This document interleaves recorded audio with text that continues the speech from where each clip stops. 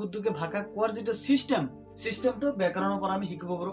নমস্কাৰ বন্ধুসকল, আপোনালোকক প্ৰফেচৰ আসাম ইউটিউব চেনেলৰ পৰা স্বাগতম জনাইছো। তো বন্ধুসকল, আজি আপোনালোকৰ কাৰণে লৈছে আৰু নতুন এটা ভিডিঅ'।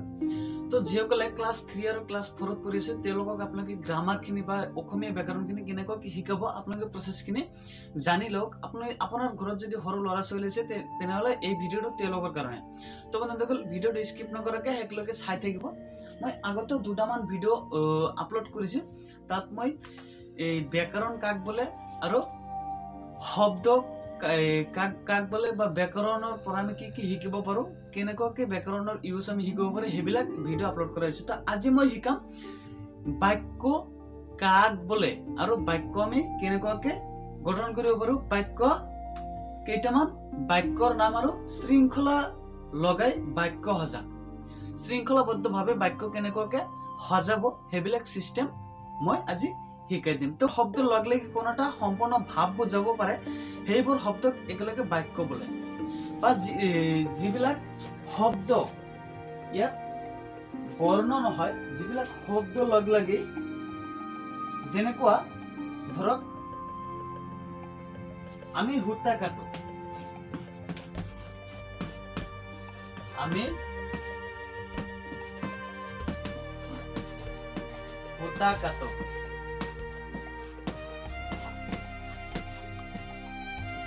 আমি সূতা কাটো,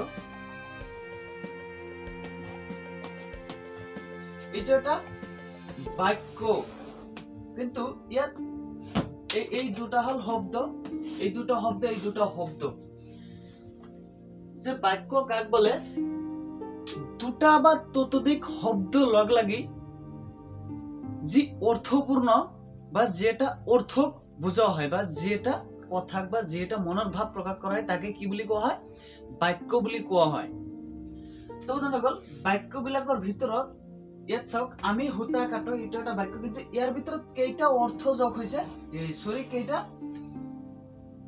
ওয়ার্ড যোগ হৈছে, কেইটা শব্দ যোগ হৈছে, 1 2 3, এই তিনিটা শব্দ যোগ হয় এটা বাক্য হৈছে। তো চাওক,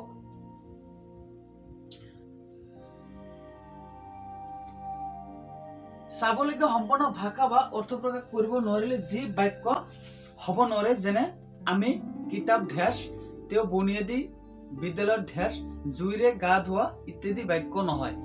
মানে যিবিলাক বাক্যৰ সম্পূৰ্ণ নামনি নাই বা যিবোৰৰ পৰা সম্পূৰ্ণকে আমি বুজিব নোৱাৰি যে এইটো কি বুলি বুজাব বিচাৰি আছে বা এইটোৰ দ্বাৰা কি বুজাব বিচাৰিছে, সেইটো আমি সম্পূৰ্ণকে যেটো বুজিব নোৱাৰো সেইটো বাক্যৰ ভিতৰত নপৰে। ওপৰৰ কথাকাৰ আমি সূতা আৰু কাটো, এই তিনিটা ভিন ভিন শব্দ আছে। এই শব্দ তিনিটা একেলগে বহত সিহঁতে নিজৰ নিজৰ অৰ্থ বুজাৰ উপৰিও আন এটা সম্পূৰ্ণ ভাৱ বুজাব পাৰিছে। এতেকে আমি সূতা কাটো কথাকাৰ এটা বাক্য। এনেদৰে আমাৰ কপা আছে, তেওঁলোকে যতৰত সূতা কাটিছে, বাপুজী জাতিৰ পিতা আছিল, এই কথাবোৰ প্ৰত্যেকটো একটা বাক্য। মানে দুটা বা ততোধিক শব্দ লগ লাগি যিবিলাক ভাৱ সম্পূৰ্ণ অৰ্থ প্ৰকাশ কৰে, তেওঁ সেইবোৰ অৰ্থকে কি বুলি কোৱা হয়, বাক্য বুলি কোৱা হয়। তো ইয়াত বাক্য কাক বলতো হল, ইয়াত এতিয়া চাওক কেইটামান বাক্য কোৱা, যেনেকুৱা বাক্যৰ ভিতৰত মহাত্মা গান্ধী জাতিৰ পিতা আছিল, মই স্কুলত পঢ়ো, মই ক্লাছ 6ম শ্ৰেণীত পঢ়ো, বা কৰিম ভাত খাই আছে, ৰহিম স্কুললৈ যাব, কৰিমে স্কুললৈ গৈ আছে, এইবিলাক এটা এটা বাক্য হয়। তো ইয়াত শৃংখলা লগাই বাক্য সজা, চাওক শৃংখলা লগাই বাক্য সজোৱাৰ সিস্টেমটো কেনেকুৱা। যদি এনেকুৱা থাকে,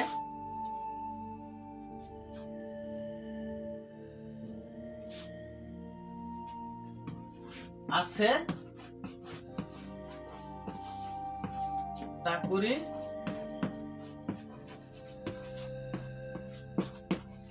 আমাৰ,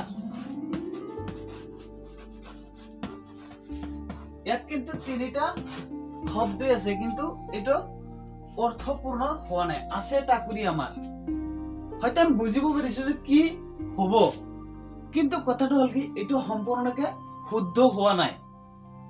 এইটো শুদ্ধ কৰিবলৈ হলে শৃংখলাবদ্ধভাৱে সজাব লাগিব, তেতিয়া সম্পূৰ্ণ এটা বাক্য হ'ব। যেনেকুৱা আমাৰ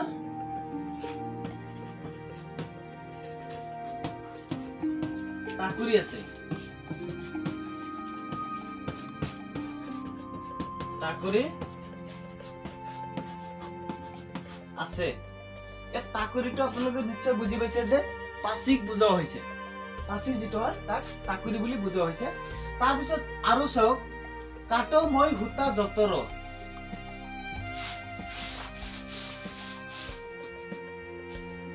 কাটো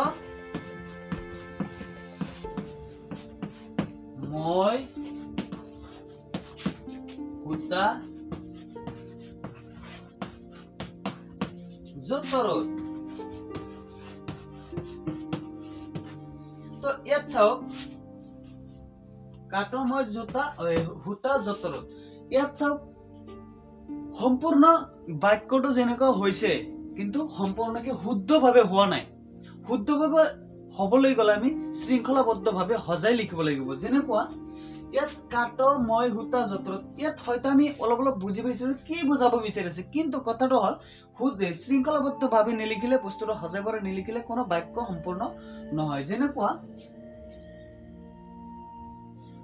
এইটো হব যতৰত মই সূতা কাটো,